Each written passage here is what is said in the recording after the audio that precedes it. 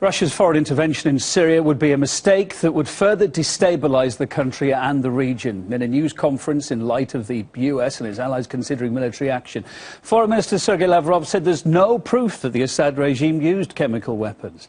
RT's Sean Thomas has been following that briefing. Sergei Lavrov was very direct in his press conference, outlining key concerns about the rhetoric that the West is using. In fact, he says that they say that they are sure that chemical weapons have been used by the Assad regime, but they have not yet presented convincing evidence to support that it was Assad's regime that used the chemical weapons. But they keep saying that they crossed this red line, the famous red line. It's quite clear that the Syrian government had neither political nor military reasons to resort to chemical weapons during when UN experts were working there, when the regime had the upper hand on the ground, and when a Russia-US meeting on preparing the Geneva conference was to take place. How exactly would the Syrian government benefit from using chemical weapons in such circumstances?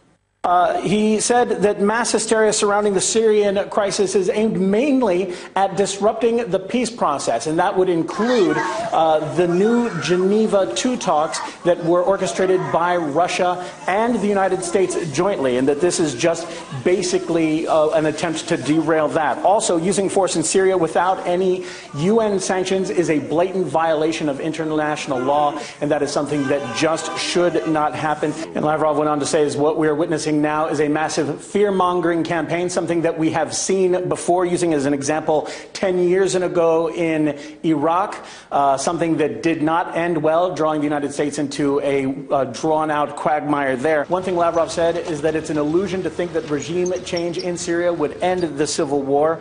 Also, that bombing infrastructure would simply lead to more bloodshed. And actually, that Western strategy in the region is aimless. This is what he had to say. Many key players started to take sides and act based on the principle of winner takes all, betting on those who they saw as potential winners. But then the winners turned into losers again. This is an example of so-called ad hoc policies, as opposed to logical and integral policies. You cannot, for example, declare war on one regime because you personally don't like the dictator in power there, and be friends with a dictator in another country. Countries need to divert from their personal preferences and determine the main threats to the region, which are terrorism and extremism. And that's what we need to talk about and agree on.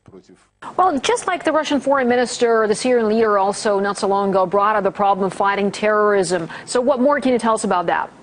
Well, certainly in an interview with a Russian newspaper, Bashar al-Assad was very critical of the West, and the United States in particular, directly refuting the idea that his forces used chemical weapons against his people, saying that it just doesn't make sense about the close proximity, close quarters fighting, that they would basically be killing themselves if they used chemical weapons. But about this idea of military intervention from the West, he said that this is something that has been on the table the entire time. They just don't have the support to go through with it. That's why they've been sitting on the fence and taking such a long time. Listen to what he had to say about that. Another obstacle to a military intervention is that everybody understands the Syrian conflict has nothing to do with the nation's revolution and demand for reforms. It's terrorism. In this situation, Western leaders can't tell their citizens, "We are going to Syria to support terrorism." So Bashar al-Assad continuing to stand up to the West, very defiant, and Sergei Lavrov in Russia saying that all parties involved need to exercise caution and go through legal channels to find a solution to the problem in Syria. Sean Thomas there. Well, the US and many of its allies seem impatient to wait for the UN findings, with American warships already converging near the war-torn state, and the British are preparing to join them too.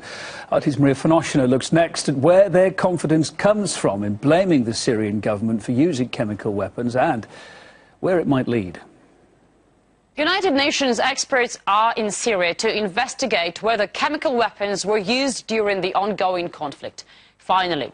But even before they start, a senior US administration official has said there is very little doubt that chemical weapons were used by the Syrian regime against civilians. These are the arguments we are told were given to President Obama as proof. The reported number of victims. But how can the number explain how? They say during World War II, up to 80 million people were killed. What does it tell us about how they died? The next argument the American administration says leaves them in little doubt that Assad attacked his own people with chemical weapons is the reported symptoms of those who were killed or injured. Symptoms, of course, speak for themselves, but how does that answer exactly who was behind this? US intelligence cites witness accounts. That is hardly a reliable argument for Syria. Since the beginning of the conflict there, almost 2.5 years ago, each side has accused the other, often echoing each other. While covering events from different cities in Syria, those under governmental or rebel control, I often met and talked to witnesses from both sides whose accounts contradicted one another. The truth was never easy to find, even on the ground. Well, even if chemical weapons were used in Syria, why does it automatically point to the Syrian regime? Isn't that still to be investigated? It all appears to be based on assumptions. We still believe that they don't have the capability to use chemical weapons. That has not changed. Again, we're looking into the facts on the ground, but there's no reason, if there's nothing to hide, for the regime not to let the investigative team. Do you know if the UN team is operating under those same assumptions, that the opposition doesn't have the ability to use these kinds of weapons? Yes. They are? Mm-hmm. Meanwhile, major world media are bombarding audiences with grotesque pictures of dead people, including children, allegedly killed by chemical agents, allegedly used by the Syrian regime. And all that during a military escalation in the region. The Pentagon is moving its naval forces closer to Syria. 3 destroyers are already in the Mediterranean, readying for a variety of attacks, all of them carrying up to 300 cruise missiles. Moscow warns the West against repeating the tragic mistakes. All this is reminiscent of events of 10 years ago in which, using false information that the Iraqis possessed weapons of mass destruction, the United States launched a reckless enterprise with consequences that everyone is well aware of. Russia's foreign minister spokesperson said.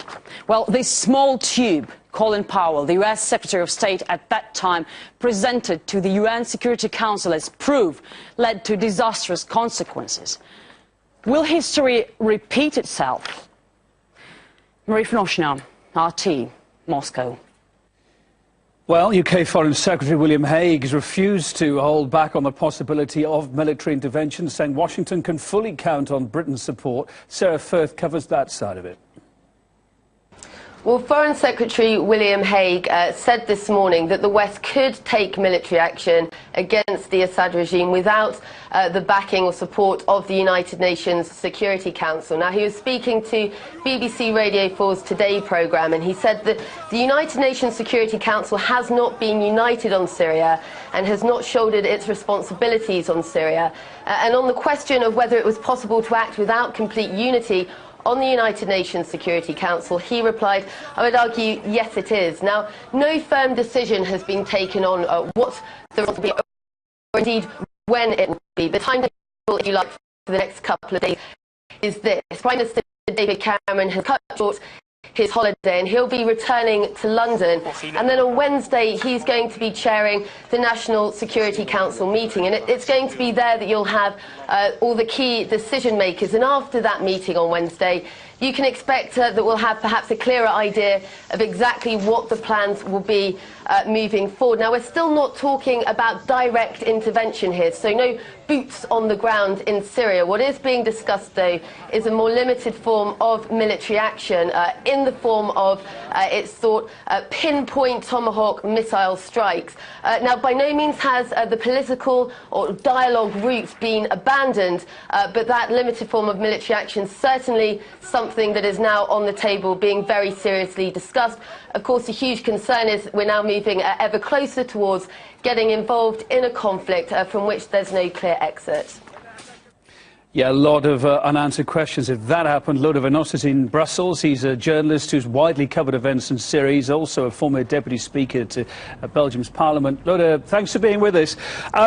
So we're seeing a ratcheting up of war rhetoric by the US and some European states. Is it timely or is it premature given this alleged chemical attack? Is that really what should be happening now or not, do you think? Oh, this is absolutely, totally premature. I mean, if you look at the things that happened in the past with other allegations, this is really a time to keep your head cool and say, let's look at the evidence, and so far the evidence only points to massive killings by some chemical agent.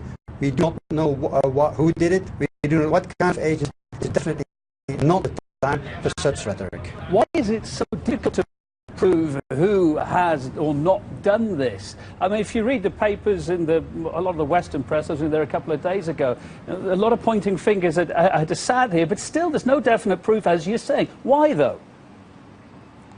Well, you have to distinguish between forensic proof, which is just a matter of chemical testing and so on, and getting there in the places, knowing that you are in the right place, knowing what the people who say it happened there are correct, and that's the difficulty. And the thing is also, I mean, is this really about an event that causes the West to react like this, or is it just an excuse, a pretext? I do believe it's a pretext. So why not wait then for the legitimate proof? Because you think it's an excuse. Do you think they're going to jump the gun here? Well, they're going to jump some kind of gun. What way, we do not know yet. Let's not forget, first of all, we're talking about a possible different kind of intervention. There is already an intervention on the ground. There are American and British and French trainers on the ground. The rebels have arms. They are Syria and Qatar. Let's not forget, these countries do not produce arms. They just buy them from Western countries. So in that way, there is already a strong intervention in this conflict. So the question is, what kind of proliferation is there going to be? That's exactly my next question. How do you think this is going to pan out then, if it happens? Well, I do not like what if and what if. I do not like to guess. My idea is that there's going to be some kind of Air Force operation. But that is going to be very, very tricky. You should keep in mind that you cannot bomb chemical stockpiles. You cannot bomb them. You exacerbate the situation. So they have to do other things. They will do some kind of thing that they could then call meaningful, but I do not believe that in this situation there is any way that a military intervention can solve matters. And if it did, it's only going to make matters worse. If it did happen, would it be a short-term or a medium or a long-term affair, do you think? Oh, my guess, and I emphasize it's a guess, it's going to be a short-term kind of thing they're going to do, because they know very well the long-term operation in Syria is going to put them in a quagmire, it's going to be hell. I mean, they already have the experience of what happened in Iraq, in Libya, and they're not going to take that risk. I do not believe so. Luda, final thought. It seems dismally, doesn't it, that a political way out of this isn't going to happen anytime soon. It seems to be getting further away. I mean, today the Russian Foreign Minister Sergei Lavrov said the claims of the chemical attack could be aimed at disrupting any prospect future talks about peace. The Syrian opposition, meantime, they said that there isn't going to be any talks. So I guess that's knocked Geneva on the head, yeah? Well, when you say the Syrian opposition, that's not entirely correct. There is also very little talk about the civilian, unarmed, non-violent opposition who are willing to, but are not allowed by, for example, the British and the US to participate. I mean, it's one thing to say we're going to organize talks and then tell your allies, but don't come. I mean, that is just bad faith. And that is what is happening for the moment. Of course, what is happening now is probably like the foreign minister, Russian foreign minister said, some kind of creating a situation that alters the things on the ground. Lord of Veno's journalist and former Deputy Speaker of the Belgian Parliament, live from Brussels there. Thank you very much. Thank you. And at RT.com, we're interested in what you think the preparations for a military response could mean. This is what you're telling us at RT.com. If you have voted, thank you so much. Most of you believe it's trying to distract public attention away from its own problems at home. 46% this hour. Just under a third of you think the US will go ahead with the attack, despite President Obama's cautious words that we've heard so far anyway. 13% of you there, the rest divided between believing it's being done to get leverage over the UN investigation or whether it's all just the Pentagon's plan B. Have your say, RT.com.